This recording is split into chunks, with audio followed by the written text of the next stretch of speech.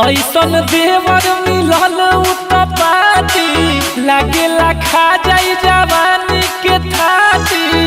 अरे रहल कठिन कर देले बा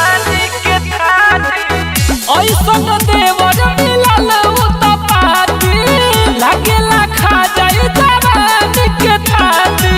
घर से बाहर ना जाला दुआरे हमर देवरा दुलारे आए हाय रे खाली ढोढ़ी निहारे आए हाय रे खाली ढोढ़िए निहारे। अरे वो याद लगाओ देवरा दुलारे ढोढ़ी निहारे।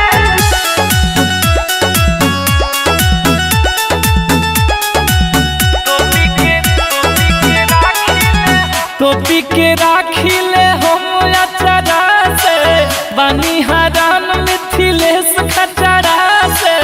अरे नाचिए देवो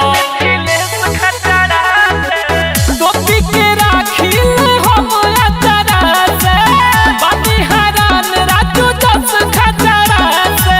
रावा विकास भइल बाबे खिलाड़े हमर देवरा दुलारे आए हाय रे खाली ढोढ़ी निहारे आए हाय रे खाली ढोढ़िए निहारे।